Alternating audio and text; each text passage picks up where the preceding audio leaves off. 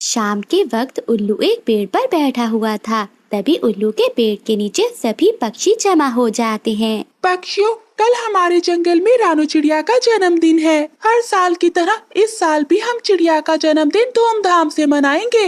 हाँ मिठू, ये तो बहुत खुशी की बात है। हम सुबह होते ही तालाब के किनारे जमा हो जाएंगे और बर्थडे की तैयारी शुरू करेंगे। पेड़ पर बैठा उल्लू भी वहाँ आ जाता है। क्या बात है कबूतर, जंगल में पार्टी है, मगर मुझे तो दिन में कुछ भी दिखाई नहीं देता। अगर पार्टी रात में रख लेते तो मैं भी आ पाता। नहीं उल्लू, पार्टी तो सुबह ही होगी। हम तुम्हारी तरह रात को देख नहीं सकते। गोरी, अगर मैं पार्टी में नहीं आऊंगा तो मुझे बहुत बुरा लगेगा। मैं भी तो इस जंगल का वासी हूँ, फिर मेरे साथ भेदभाव क्यों? अरे उल्लू, तुम हमारे जैसे कहाँ हो? जिस रात में हम सोते हैं तुम उस रात में जंगल के चक्कर लगाते हो, अपनी आवाज सुनाकर हमारी नींद खराब करते हो। इसके अलावा किया क्या है तुमने आज तक? कालू, मैं रात भर जागकर पहरा देता हूँ, क्या वो अच्छा काम नहीं है? अरे उल्लू, हमारे जंगल पर कौन सा हमला होने वाला है जो तुम पहरा देते हो? ये सुनकर उल्लू को बहुत बुरा लगता है। फिर ये सब कहते हुए सभी पक्षी अपने अपने घरों में सोने के लिए चले जाते हैं। लेकिन उल्लू बहुत उदास हो जाता है। वो रात को जंगल में घूमने लगता है और अपना काम करने लगता है। सुबह होने पर जब उसे दिखना बंद हो जाता है तो वो एक पेड़ पर जाकर बैठ जाता है। उसने आंखें बंद ही की थी कि उसे आवाज सुनाई देती है। Happy birthday to you. Happy birthday. सब पक्षी रानू चिड़िया की बर्थडे सेलिब्रेट कर रहे थे। सब पक्षी कितना मजा कर रहे हैं, मगर मुझे तो कुछ भी नजर नहीं आ रहा। काश मैं भी उनके साथ मजे कर पाता।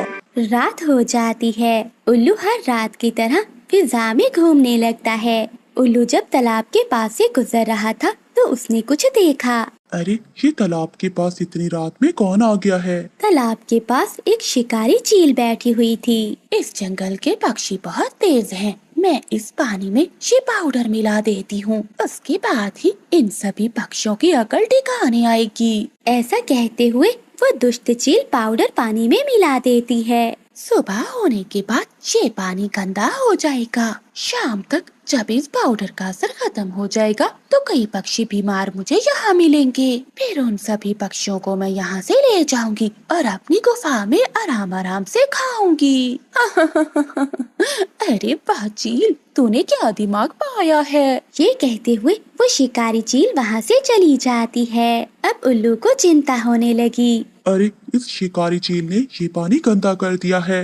ये जंगल तो बहुत बड़ा है, अब मैं किस किस को बताऊंगा कि वो पानी ना पिए। अगर मैं यहाँ रुकता हूँ तो सुबह होने पर मुझे दिखाई देना बंद हो जाएगा, और अगर उस टाइम पर कोई पक्षी पानी पीने आया तो मुझे दिखाई नहीं देगा। अब मैं अपने जंगल को कैसे बचाऊं? मुझे कुछ भी समझ नहीं आ रहा। वो सारी रात ऐसे ही सोचता रहा, मगर उसे कुछ भी समझ नहीं आ रहा था। ऐसे ही अगली सुबह हो जाती है और वो तालाब के किनारे ही बैठा हुआ था। अब तो उल्लू को दिखना भी बंद हो गया था। अब उल्लू की परेशानी भी बढ़ चुकी थी। अब मैं किसी को देख नहीं सकता। हाँ, मगर वो सब तो मुझे देख और सुन सकते हैं। अब मैं ऐसा करता हूँ कि बार बार एक ही बात बोलता रहता हूँ। कोई जानवर आएगा तो वो सुन लेगा और पानी नहीं पिएगा।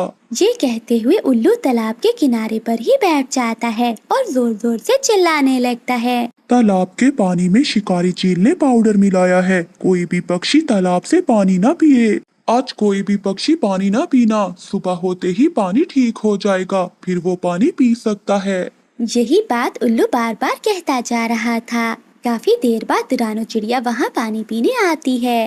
रानू चिड़िया ने भी उल्लू की बात सुन ली थी। अरे उल्लू भैया, आपको कैसे पता कि मैं पानी पीने वाली हूँ? आपको तो दिन में दिखाई नहीं देता ना? चिड़िया बहन, मुझे नहीं पता कि आप कब आई हैं। मैं तो ये बार बार दोहरा रहा हूँ कि कोई ये पानी ना पिए। ऐसा ना हो कि पानी पीकर वो बेहोश हो जाए। थोड़ी देर बाद सभी पक्षी वहाँ जमा हो जाते हैं। अरे वाह उल्लू, तुमने जंगल के पक्षियों को मरने से बचा लिया। अब हम रक्षा करेंगे, कोई पक्षी भी पानी नहीं पिएगा। ठीक है गोरी। इसी तरह पूरी बात जंगल में फैल गई और सभी को उल्लू पर नाज होने लगा। उल्लू भैया, आपका बहुत बहुत धन्यवाद। अब रात हो चुकी है, हम सब पक्षी अपने अपने घरों को जा रहे हैं। हम सब सुबह होते ही पानी पीने आएंगे। ये कहकर रानू चिड़िया और सभी पक्षी वहाँ से चले जाते हैं। ये सुनकर उल्लू बहुत खुश हो जाता है, लेकिन अभी भी वो कहीं न कहीं खुश नहीं था। थोड़ी देर बाद गोरी कभी वहाँ आ जाती है। उल्लू भाई, मुझे आपकी मदद की जरूरत है। क्या हुआ गोरी, तुम इतना डरी हुई क्यों हो? उल्लू भैया, तुम जल्दी से मेरे साथ चलो, तुम्हें पता चल जाएगा। फिर उल्लू गोरी कवि के साथ चला जाता है। वहाँ जाकर उल्लू देखकर बहुत हैरान हो जाता है। वो देखता है कि सभी पक्षी वहाँ जमा हैं। Happy birthday, happy birthday, happy birthday to you. मुझे यकीन नहीं हो रहा कि तुम सब मेरा बर्थडे सेलिब्रेट कर रहे हो। इसको मैं खुद भूल गया था। उल्लू भैया, बेवजह जंगल के पक्षी आपसे चिढ़ा करते थे। किसी ने ये नहीं सोचा कि आप हमारी जान बचाने के लिए ही रात भर पहरा देते हो। आज हम सब पक्षी जिंदा हैं तो केवल आपकी वजह से। हाँ चिड़िया बहन, तुम बिल्कुल ठीक कह रही हो। हम हर साल उल्लू का जन्मदिन ऐसे ही मनाएंगे और हमेशा उल्लू का ध्यान रखेंगे। ये सब सुनकर उल्लू को बहुत खुशी होती है। दूसरी ओर कोई था जिसकी चीखें हवा में गूंज रही थी। अरे कैसे चालाक और चतुर पक्षी हैं। आज दिन भर इन्होंने पानी ही नहीं पिया। रानू चिड़िया अपने पति के साथ जंगल के बाहर पहाड़ी इलाके में रहती थी। रानू, मैं जंगल से भोजन लेने जा रहा हूँ, तुम अपना ख्याल रखना।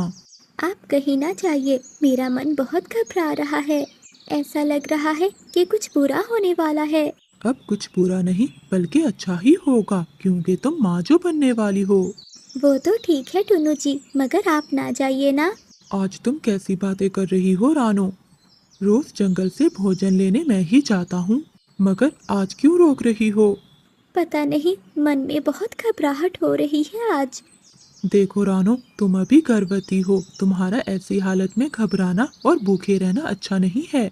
रानू चिड़िया के मना करने के बावजूद भी टुन्नू चिड़ा जंगल में भोजन लेने निकल जाता है। आज मैं रानू के लिए बढ़िया सा भोजन लाऊंगा। उधर चिड़िया के मन में एक अजीब सी बेचैनी हो रही थी। न जाने मुझे क्यों आज इतनी बेचैनी हो रही है। मैं भी टुन्नू जी के पीछे जाती हूँ। रानू चिड़िया अपने पति के पीछे उड़ती है। उधर टुन्नू चिड़ा प्यास लगने पर एक नदी पर रुकता है। पहले थोड़ा पानी पी लेता हूँ, फिर जंगल से कोई भोजन ढूंढूंगा। टुन्नू चिड़ा पानी पीने लगता है। तभी गोरी कभी, कालू कौवा और चील तीनों वहीं से उड़ रही थीं, जो टुन्नू को देखकर वहां आ जाती हैं। अरे वाह, लगता है आज ये मांस खाने को मिलेगा। चलो दोस्तों, मिलकर पार्टी करते हैं। मेरी पत्नी गर्भवती है, मुझे मत मारो। अगर मैं मर गया तो उसका और हमारे होने वाले बच्चों का कौन ख्याल रखेगा? ओए चिड़े, तू चिंता क्यों करता है? हम हैं ना ख्याल रखने के लिए। हाँ कालू जी, बिल्कुल ठीक कहा। अगर उसे कोई तकलीफ हुई तो हम मिलकर उसे भी खा जाएंगे और साथ में उसके होने वाले छोटे छोटे बच्चे भी। ऐसा कहते हुए वो तीनों टुन्नू चिड़े पर हमला कर देते हैं और उसे मारते हैं। दूर एक पेड़ के पीछे छुपी रानू चिड़िया ये सब कुछ देख रही थी। अरे गोरी और कालू, इस चिड़े का मांस तो बहुत स्वादिष्ट है। आज तो इसे खाने का मजा आ गया। मेरे पति को मारने वालों, मैं तुम्हें छोड़ूंगी नहीं। वो तीनों पक्षी टुन्नू चिड़े को खाकर वहाँ से चले जाते हैं। तभी रानू चिड़िया अपने आप को वचन देती है, मैं अपने पति के हथियारों को छोड़ूंगी नहीं। मैं टुन्नू जी का बदला लेकर ही दम लूंगी। ऐसे ही कुछ दिनों बाद रानू चिड़िया अपने पति के हथियारों को ढूंढने के लिए जंगल के अंदर जाती है। वो एक तोते के पास जाती है। तोते भैया, मैं एक गर्भवती चिड़िया हूँ और जल्दी अंडे देने वाली हूँ। मेरा इस दुनिया में कोई भी नहीं है। क्या मुझे इस जंगल में रहने के लिए जगह मिल सकती है? हाँ हाँ चिड़िया, मिल सकती है, मगर तुम्हें इसके लिए हमारे जंगल के राजा कबूतर से इजाजत लेनी होगी। ठीक है, तो क्या आप मुझे राजा के पास ले चलोगे? हाँ हाँ, क्यों नहीं, चलो। फिर मिट्ठू तोता रानू चिड़िया को लेकर कबूतर राजा के पास जाता है। मैंने तुम सबको कितनी बार कहा है कि जंगल का कोई पक्षी भी अपने जंगल में शिकार नहीं करेगा और ना ही कोई पक्षी किसी दूसरे पक्षियों के अंडे खा सकता है। महाराज, मैंने बुलबुल के अंडों को नहीं पिया। महाराज, ये बुरा कौवा झूठ बोल रहा है, इसी ने मेरे अंडों को पिया है। सिपाहियों, इस बुरे कौवे को काल कोठरी में बंद कर दिया जाए। कबूतर राजा को न्याय करता हुआ देखकर चिड़िया के होश उड़ जाते हैं। तभी वो आहिस्ता से तोते से पूछती है, अगर मैं राजा को अपने पति की मौत के बारे में बताऊंगी तो क्या वो मेरा न्याय करेगा? तुम इस जंगल की नहीं हो, इसलिए मैं कुछ कह नहीं सकता। लेकिन वो मुझे यहाँ रहने की जगह तो देंगे ना? ठहरो चिड़िया, मैं पूछता हूँ। महाराज, ये गर्भवती चिड़िया है जो हमारे जंगल में रहना चाहती है। तुम कहाँ से आई हो चिड़िया? मैं दूर पहाड़ी इलाकों से आई हूँ राजा जी। ठीक है, तुम्हारे परिवार में कौन कौन है? कोई नहीं, मेरे पति थे बस, जिन्हें खूंखार पक्षियों ने मार दिया। मेरे जंगल का कानून है कि कोई भी पक्षी अपने जंगल के पक्षी को नुकसान नहीं पहुंचा सकता। अगर कोई ऐसा करेगा तो उसे भयानक सजा दी जाएगी। तो राजा जी, क्या चिड़िया इस जंगल में रह सकती है? हाँ मिठू, आज से ये चिड़िया इसी जंगल में रहेगी और इसकी सुरक्षा की जिम्मेदारी हम सब पर होगी। राजा कबूतर की जय। रात के समय रानू चिड़िया घर में बैठी सोच रही थी, मैंने अपने पति का बदला लेने के लिए इस जंगल में जगह तो बना ली है, अब मुझे उन दुष्ट पक्षियों को सबक सिखाना होगा। अब रानू चिड़िया पूरे जंगल में उन तीनों को ढूंढने लगी। कई दिन ढूंढने के बाद रानू चिड़िया को वो तीनों एक जगह पर मिल जाते हैं। ये कौवे और चील वही पक्षी हैं जिन्होंने मेरे टुन्नू जी को मारा था। गौरी, चलो अब हमें अपने अपने घर चलना चाहिए। फिर चील अपने घर और कौवे अपने घर चले जाते हैं। रानू चिड़िया उनका पीछा करती है और उनके घर देखती है। दुष्ट पक्षियों, आज से तुम्हारी उल्टी गिनती शुरू। रात को रानू चिड़िया सोचती है, वो तीन हैं और मैं अकेली, इन्हें ताकत से नहीं बल्कि दिमाग से मारना होगा। एक दिन रानू चिड़िया जा रही थी, तभी उसे रास्ते में एक मरा हुआ पक्षी दिखाई देता है। टुन्नू जी का बदला लेने का समय आ गया है। मैं इस पक्षी पर कुछ घाव लगाकर इसकी लाश को कौवों के घर के सामने फेंक दूंगी, ताकि राजा कबूतर को लगे इसे उन दोनों कौवों ने मिलकर मारा है। रात के समय रानू चिड़िया उस मरे हुए पक्षी को ले जाती है और उन कौवों के घर के आगे जाकर फेंक देती है। कल तुम्हारा खेल खत्म हो जाएगा कौवों। अगली सुबह रानू चिड़िया कौवों के घर के बाहर आती है और वो मरे हुए पक्षी को देखकर चिल्लाने लगती है, अरे अरे पक्षियों, जल्दी आओ, देखो इन कौवों ने एक पक्षी को मार दिया है। चिड़िया का शोर सुनकर सभी पक्षी वहाँ आ जाते हैं। क्या चिड़िया, इसे कौवों ने मारा है? मिठू, जब ये मरा हुआ पक्षी इन कौवों के घर के बाहर पड़ा है तो इन्होंने ही मारा होगा ना। शोर सुनकर दोनों कौवे भी बाहर आ जाते हैं। अरे क्या हुआ चिड़िया, क्यों इतना शोर मचा रही हो? अरे दुष्ट कौवों, इस पक्षी को मारकर अब अनजान बन रहे हो। अरे ये क्या कह रही हो चिड़िया, भला हम क्यों मारेंगे इसे?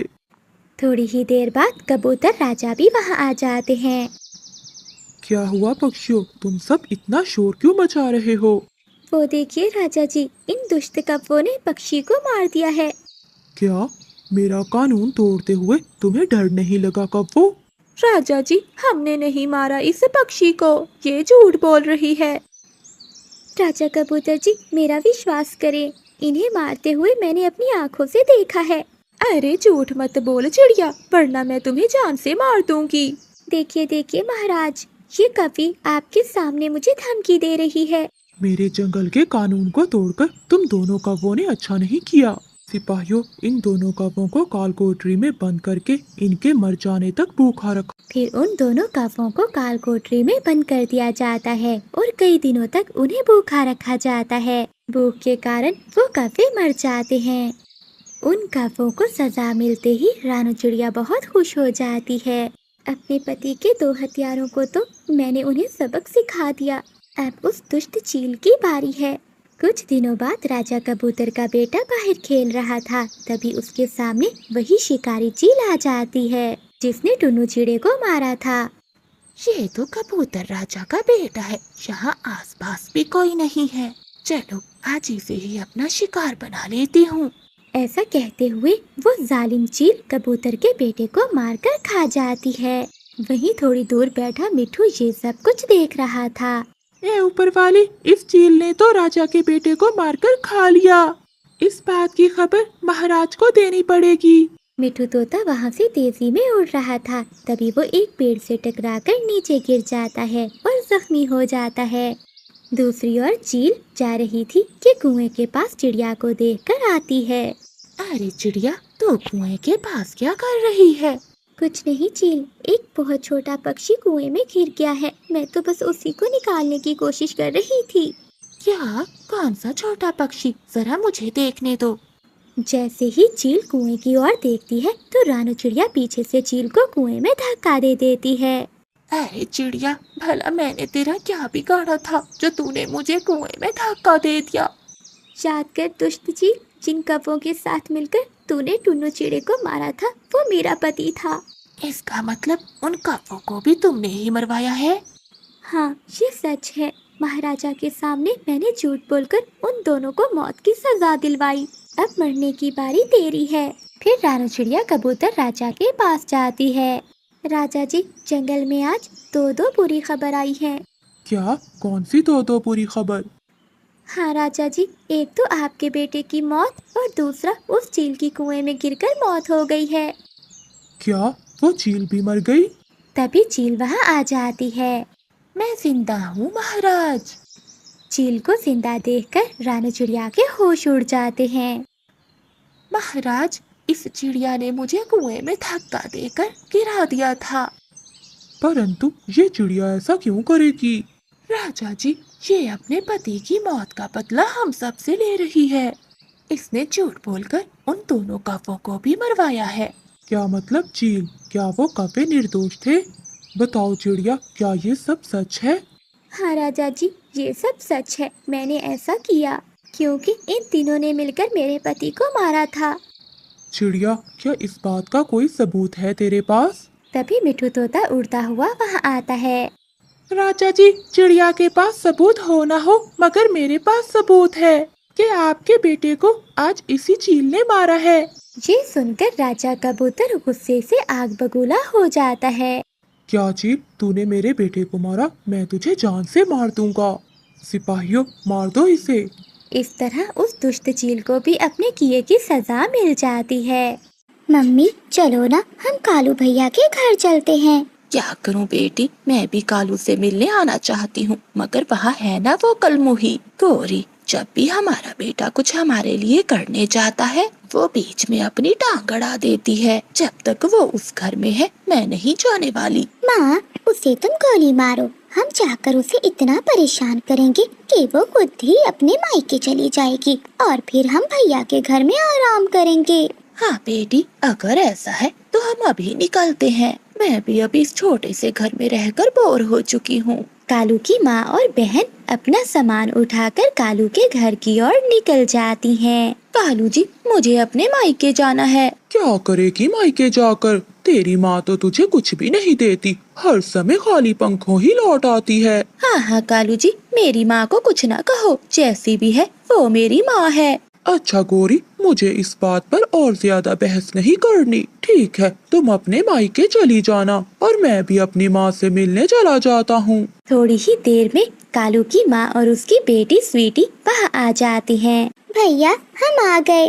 अरे माँ, स्वीटी, तुम दोनों अचानक यहाँ कैसे आ गए? क्या करूँ बेटा, तुझे तो हमारी याद नहीं आती। तुझे घर आए कई महीनों बीत गए हैं, इसलिए हमने सोचा कि हम ही तेरे पास आ जाते हैं। नहीं नहीं माँ, ऐसी बात नहीं है। मैं तो खुद आपके पास आने वाला था, लेकिन कोई बात नहीं, आप दोनों यहाँ आ गई, मुझे बहुत अच्छा लगा है। हाँ भैया, अब हम यहाँ कुछ महीनों के लिए रहने के लिए आए हैं। क्यों गोरी भाभी, आपको कोई परेशानी तो नहीं है ना? नहीं नहीं स्वीटी, भला मुझे क्या परेशानी हो सकती है। कालू जी, जरा इधर आइए, एक बार मेरी बात सुनिए। फिर गौरी कवि कालू कौवे को साथ लेकर एक साइड पे आ जाती है। क्या हुआ गौरी, तुमने ऐसा क्यों किया? बोलो, अब क्या बात है? कालू जी, अगर तुम्हारी माँ और बहन यहाँ रहेंगी तो मैं कैसे अपनी माँ के पास जा सकती हूँ? गौरी, तुम चिंता नहीं करो, तुम अपनी माँ के पास चली जाओ। स्वीटी और उसकी माँ दोनों की बातें चुपके से सुन रही थी। अरे मम्मी, अगर ये चली गई तो घर का सारा काम हमें करना पड़ेगा। गौरी भाभी की माँ का घर बहुत दूर है, अगर ये एक बार चली गई तो महीनों लौट कर नहीं आएगी। माँ, अब तुम ही कुछ करो, हमें कैसे कर कर इसे यहाँ रोकना होगा। स्वीटी बेटी, तू देख मैं क्या करती हूँ। अरे कालू बेटा, क्या हुआ? पति पत्नी में क्या गुसर पुसर चल रही है? नहीं माँ, कोई बात नहीं। वो दरअसल गौरी अपनी माँ के पास जाना चाहती है। गौरी की माँ का घर यहाँ से दूर है, इसलिए वो महीना ही रह कर आएगी। मैंने गौरी से कह दिया है कि तुम अपनी माँ के घर चली जाओ, घर स्वीटी और माँ जी देख लेंगी। अच्छा कालू बेटा, ऐसी बात है तो मैं और स्वीटी अभी अपने घर वापस जा रही हैं। अरे माँ जी, आप ऐसा क्यों बोल रही हो? और नहीं तो क्या बहू, मैं इतने दिनों के बाद यहाँ आई हूँ, सोचा यहाँ एक महीना तक रह कर जाऊंगी और आराम से अपने बहू और बेटे से सेवा करवाऊंगी। लेकिन यहाँ आकर तो सब उल्टा ही हो गया है। अगर तू चली गई तो घर का काम कौन करेगा? अब तो मेरी उम्र हो गई है।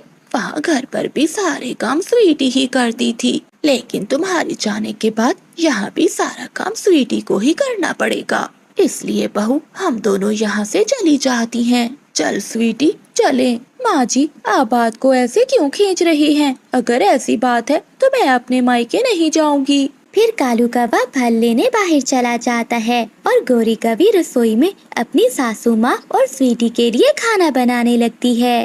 देखा स्वीटी बेटी, कैसे मैंने इस गौरी की बच्ची को धो डाला है। माँ, तुम्हारा तो कोई जवाब नहीं, तुम सच में बहुत कमाल हो। एक दिन रानू चिड़िया कालू कौवे के घर आती है। रानू चिड़िया का कोई भाई नहीं था, इसलिए रानू चिड़िया कालू कौवे को ही अपना भाई मानती थी। कालू भैया, मेरे साथ चलें, जंगल से कुछ लकड़ियाँ लेकर आनी है, मुझे अपने घर की मरम्मत करनी है। आपको तो पता है मेरे छोटे छोटे बच्चे हैं, धूप सीधा घर में आती है। तभी कालू कौवे की माँ बोलती है, अरे वाह वाह छोटी चिड़िया, बड़ी आई मेरे कालू से काम करवाने वाली। कालू क्या तेरा सगा भाई है जो हर समय तेरे काम करता रहेगा? कालू की माँ की ये बात सुनकर रानू चिड़िया बहुत उदास हो जाती है और रोने लगती है। माँ, तुम ऐसे क्यों कह रही हो? रानू का सच में कोई भाई नहीं है। माँ जी, आप उम्र में बड़ी हैं, मगर आपको ऐसे बोलना शोभा नहीं देता। अरे अरे, तुम कौन होती हो मुझे ऐसा बोलने वाली? भाग जाओ, यहाँ से चली जाओ। फिर रानू चिड़िया रोते हुए वहाँ से चली जाती है। अगली सुबह हो जाती है। माँ जी, रसोई में मैंने खाना बना दिया है, आप दोनों भी आकर खाना खा लीजिए। कालू को आ जाने में देर हो जाएगी, मुझे भी दाना लेने बाहर जाना है। हाँ हाँ चलो भाभी, मुझे बहुत भूख लगी है। अरे स्वीटी बेटी, बस कर जा, तेरा पेट है या कुआं? अभी तो तूने फल खाए हैं। मेरे पास एक प्लान है, बस तू देखती जा। बहू, अभी हमें भूख नहीं है, तू खाना खाकर दाना लेने चली जा, हम बाद में खा लेंगे। ठीक है माँ जी। फिर गौरी कभी अपने हिस्से का खाना खाकर दाना लेने बाहर चली जाती है। गौरी के जाते ही स्वीटी और उसकी माँ जो खाना बना हुआ था वो सारा खा जाती हैं।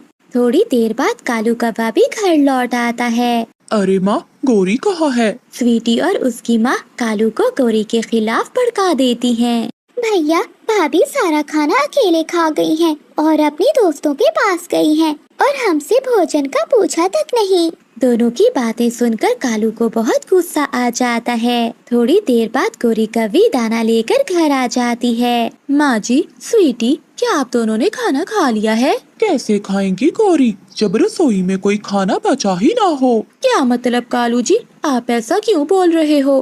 मैं तो ढेर सारा खाना बनाकर दाना लेने गई थी। कालू कौवा गौरी की एक बात नहीं सुनता और सच्चाई को जाने बिना ही वो गौरी कभी को बहुत डांटता है। गौरी कभी रोते रोते घर से बाहर चली जाती है। वो रानू चिड़िया, मिठू तोते और कबूतर के पास जाती है। गौरी बहन, आप तो अभी दाना लेकर घर गई थी, क्या हुआ, इतनी जल्दी वापस क्यों आ गई? चिड़िया के ऐसा कहते ही गौरी कभी जोर जोर से रोने लगती है। अरे अरे गौरी, क्या हुआ, तुम ऐसे रो क्यों रही हो? फिर गौरी कभी सारी बात उन तीनों को बता देती है। गौरी बहन, तुम रो नहीं, सब ठीक हो जाएगा। हाँ चिड़िया बहन, हमें उन माँ बेटी को सबक सिखाना ही होगा। मगर कबूतर भैया, तुम उसे कैसे सबक सिखाने वाले हो? पक्षियों, आज हम सब अपने अपने घरों को जाते हैं, कल सब आप मुझे गोरी के घर पर मिलना। हम गोरी को साथ लेकर मीठे फल लेने बाहर जाएंगे। फिर कबूतर सभी को सारा प्लान समझा देता है।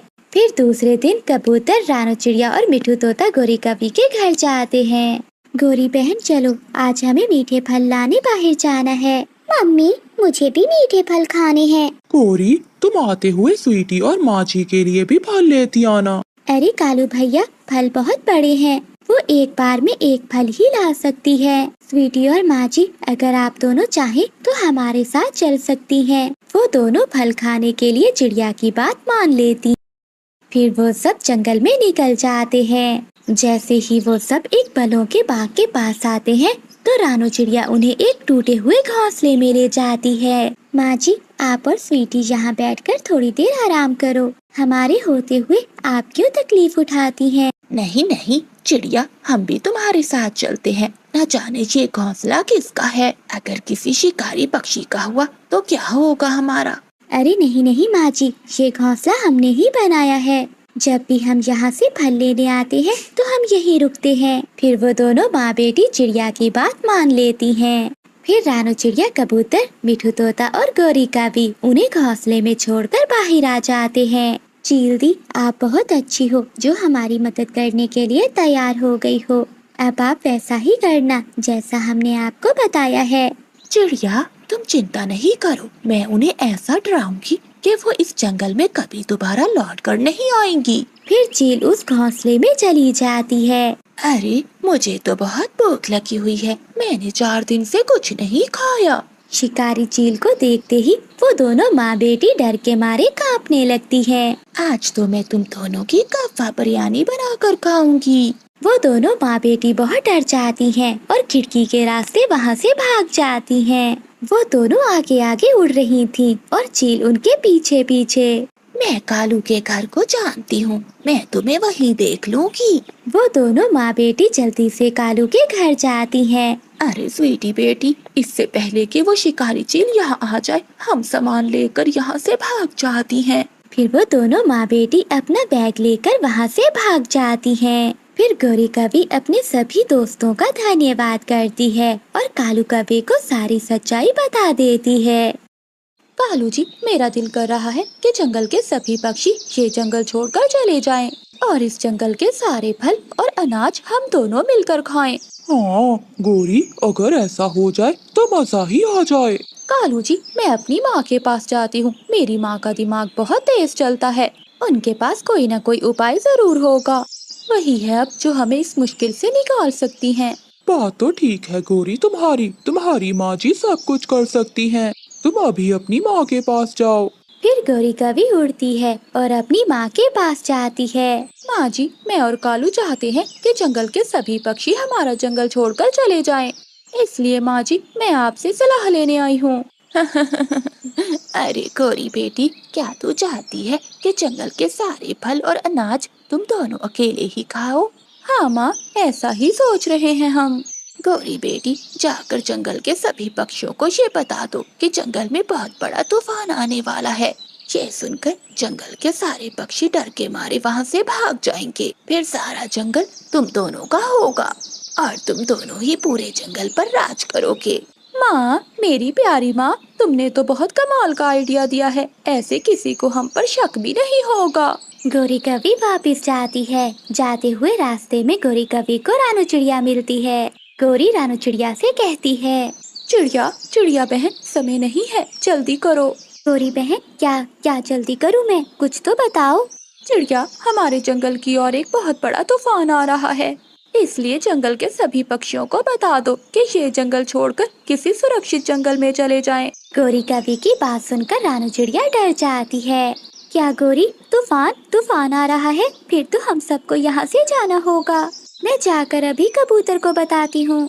रानू चिड़िया वहाँ से भाग जाती है। गोरी कवि अपने घर जाती है। कालू जी, मेरी माँ ने एक ऐसा उपाय बताया है कि शाम होने से पहले पहले जंगल के सभी पक्षी ये जंगल छोड़कर चले जाएंगे। फिर गोरी कवि कालू कव्वे को अपनी माँ का उपाय बताती है। दोनों पति पत्नी हंसने लग जाते हैं। गोरी, तुम मिट्ठू के पास जाओ और मैं बुलबुल के पास जाता हूँ। हम उनको भी ये खबर सुना देते हैं। फिर गौरी कवि मिठू तोते के पास जाती है। मिठू, मेरे भाई मिठू, जल्दी से ये जंगल छोड़ने की तैयारी कर लो। क्यों गौरी, इस जंगल में क्या होने वाला है? क्या कोई शिकारी आने वाला है? नहीं मिट्टू, कल जंगल में बहुत तेज तूफान आने वाला है, साथ में तेज बारिश भी और ठंडी ठंडी हवाएं भी चलने वाली हैं। अगर जान प्यारी है तो अपने परिवार को लेकर किसी सुरक्षित जगह पर चले जाओ। ठीक है, मैं अपनी पत्नी को साथ लेकर अपनी बहन वाले जंगल में चला जाता हूँ। मैं तूफान का मुकाबला नहीं कर सकता। मुझे तूफान और तेज बारिश से बहुत डर लगता है। मिट्टू तोता ऐसे शोर मचाता हुआ वहाँ से चला जाता है। कबूतर भैया हौसला रखें, जब तूफान रुकेगा तो हम सब वापिस आ जाएंगे। कबूतर तो तूफान की खबर सुनकर रोए ही जा रहा था। चिड़िया बहन, मैंने बहुत मेहनत से अपना नया घर बनाया था। मेरे लिए अपना घर छोड़कर जाना बहुत मुश्किल है। कबूतर भैया, अगर जिंदा रहे तो घर दोबारा भी बन जाएगा। आप मेरी बात मान लें और किसी सुरक्षित जगह पर चले जाएं। फिर रानू चिड़िया अपने घर जाती है और अपने बच्चों से कहती है, गुड़िया और कुकू, अपना सामान इकट्ठा करो, हमें आज शाम ही ये जंगल छोड़कर जाना होगा। मगर मम्मा, हम कहाँ जा रहे हैं? गुड़िया बेटी, इस जंगल में तूफान आने वाला है। गंदा गंदा है ये तूफान। कई बार हमें इस तूफान के कारण अपने घर छोड़ने पड़ते हैं। मम्मा, अब हम कहाँ जाएंगे? गुड़िया और कुकू, तुम चिंता नहीं करो, हम कुछ दिनों के लिए आपकी नानू के पास चले जाएंगे और फिर जैसे ही तूफान रुकेगा हम वापिस आ जाएंगे। नानू का सुनकर बच्चे खुश हो जाते हैं। फिर रानू चिड़िया अपना सामान इकट्ठा करती है। वो बच्चों को साथ लेकर अपने घर से बाहर निकल जाती है। मिठू तोता और हरियाली तोती भी अपना थोड़ा बहुत सामान लेकर वो जंगल छोड़कर जा रहे थे। जाते जाते रानू चिड़िया कौवों को एक पेड़ पर देखकर उनके पास जाती है। गोरी और कालू, तुम कहाँ जा रहे हो ये जंगल छोड़कर? चिड़िया, मैं और कालू आज शाम मेरी माँ वाले जंगल में चले जाएंगे। जल्दी करो चिड़िया, तुम यहाँ से चली जाओ। ऐसा ना हो कि तूफान आ जाए और तूफान में तुम्हारे छोटे छोटे बच्चे मर न जाएं। कालू, कभी तो अच्छी बात कर लिया करो। फिर रानू चिड़िया वहाँ से चली जाती है। कबूतर और उसकी पत्नी भी वो जंगल छोड़कर वहाँ से जा रहे थे। दूसरी ओर बुलबुल भी अपने तिनकों का घोंसला उठाकर वो जंगल छोड़कर जा रही थी। जंगल के सभी पक्षी अपनी अपनी जगह सुरक्षित जगह पर जाने के लिए उड़ रहे थे। शाम होने से पहले जंगल खाली हो जाता है। कालू कौवा और गोरी कवि जंगल में अकेले रह गए थे। वो एक पेड़ से मीठे मीठे फल खा रहे थे। कालू जी, अब ये मीठे फल मेरे और तुम्हारे हैं, कोई दूसरा पक्षी नहीं है। पूरे जंगल पर अब हमारा राज है। हाँ गोरी, अब हमें दाना पानी लेने कहीं दूर दूर तक नहीं जाना पड़ेगा। वो कवि जी भरकर फल खाते हैं और अपने घर जाकर सो जाते हैं। रात हो जाती है। रानू चिड़िया भी अपने दोनों बच्चों को साथ लेकर अपनी माँ के पास पहुँच जाती है। अच्छा किया बेटी कि तुम यहाँ चली आई, यहाँ तूफान का कोई डर नहीं है। चिड़िया अपनी मम्मा से कहती है, मम्मा, मुझे ये समझ नहीं आई कि उन कौवों को कैसे पता चला कि हमारे जंगल में तूफान आने वाला है। गुड़िया बेटी, हो सकता है कि कौवों को किसी मौसम के पक्षी ने सूचना दी हो। ऐसे ही कुछ दिन गुजर जाते हैं। गोरी और कालू तो मजे मजे से मीठे फल खाते हैं। मैं काला कौवा हूँ, कोई भी मुझ जैसा नहीं। मैं हूँ काली कवि, शैतान काली कवि, कोई मुझ जैसा नहीं। कालू जी, मुझे बहुत खुशी मिल रही है। वो है ना मोटी चोंच वाला मिट्ठू, हर समय मीठे फल के लिए मुझसे लड़ाई करता रहता था। गोरी, अब कोई नहीं है जो हमसे लड़ाई करेगा। रात हो जाती है। जंगल में बहुत तेज बारिश शुरू हो जाती है। बारिश के साथ साथ तेज तूफानी हवाएं भी चलने लगती हैं। कौवों का घर तो हवा से झूल रहा था। उनका घर तेज हवा में एक तिनके की तरह उड़ता है, नीचे आकर धड़ाम से गिरता है और टूट जाता है। कौवे बहुत मुश्किल से अपनी जान बचाकर बाहर आते हैं। कालू पति जी, तूफान तो सच में आ गया है, अब हम क्या करेंगे? गोरी, हमने तो पक्षियों से झूठ बोला था, मगर क्या पता था कि तूफान सच में आ जाएगा। वो पक्षी बच गए जो जंगल छोड़कर चले गए और हम दोनों तूफान में फंस गए हैं। तेज हवा कालू कौवे को उड़ाकर अपने साथ ले जाती है। कालू कौवा कांटेदार पेड़ से टकराकर झाड़ियों में फंस जाता है। गोरी कौवी भी तेज हवा के कारण उड़ते हुए एक झाड़ी में फंस जाती है और वो रोने लग जाती है। कालू, मेरे कालू पति जी, तुम कहाँ हो? मुझे बचा लो। गोरी गोरी, मैं यहाँ हूँ। मेरा पंख टूट गया है, अब मैं उड़ नहीं सकता। हमें झूठ बोलने की बहुत बड़ी सजा मिली है। कालू, अगर कोई दूसरा पक्षी होता तो वो जरूर हमारी मदद करता, मगर अब हम किसी को अपनी मदद के लिए पुकार भी नहीं सकते। फिर तेज बारिश और तेज हवा उन दोनों कौवों की जान ले लेती है। वो दोनों कौवे बारिश के पानी में भीग भीग कर मर जाते हैं। बूढ़ी चील अपने सर पर टोकरी रखती है और जंगल में निकल जाती है। चूड़ियाँ, रंग बिरंगी सतरंगी चूड़ियाँ लो। वो जंगल में आवाज लगा लगा कर चूड़ियाँ बेच रही थी। लूसी कबूतरी रानो चिड़िया से कहती है, चिड़िया, वो देखो, वो बूढ़ी चील चूड़ियाँ बेच रही है। चलो हम चूड़ियाँ लेने चलते हैं। लूसी, वो बूढ़ी तो है मगर है तो एक चील, हमें उसके पास नहीं जाना चाहिए और ना ही उससे संबंध बनाने में हमें कोई फायदा है। चूड़ियाँ तो मेरी भी टूट गई हैं, मैं चील से चूड़ियाँ ले लेती हूँ। फिर गोरी कौवी चील को आवाज लगाती है और चूड़ियों के बारे में पूछती है। चील चाची, इन चूड़ियों के रंग तो पक्के हैं ना? बहुत पक्के हैं। तुम ये चूड़ियाँ रख लो और पैसे भी बाद में दे देना, तब तक तुम्हें चूड़ियों के रंग के बारे में भी पता चल जाएगा। ये बूढ़ी चील तो चूड़ियाँ मुझे उधार में दे रही है, मैं माँ के लिए भी ले लेती हूँ। अच्छा ले लेती हूँ, 1 दर्जन मेरी माँ के लिए और 1 दर्जन मुझे दे दो। फिर बूढ़ी चील गोरी कौवी को चूड़ियाँ दे देती है। मैं 4-5 दिनों में पैसे दे दूंगी तुम्हें। किसी ने मांगे हैं तुमसे पैसे? जब हुए आसानी से दे देना, आखिर चाची हूँ मैं तुम्हारी। चील चूड़ियाँ देकर चली जाती है। चील अपनी गुफा में चली जाती है।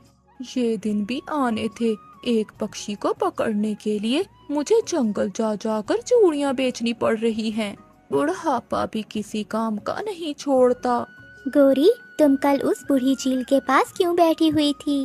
मैं तो उससे चूड़ियाँ ले रही थी। चिड़िया, पता है तुम्हें, वो तो मुझे बगैर पैसों के उधार ही देकर गई है चूड़ियाँ। उसे तुमसे कोई और लालच होगा। चिड़िया, क्या वो मुझे खाना चाहती है?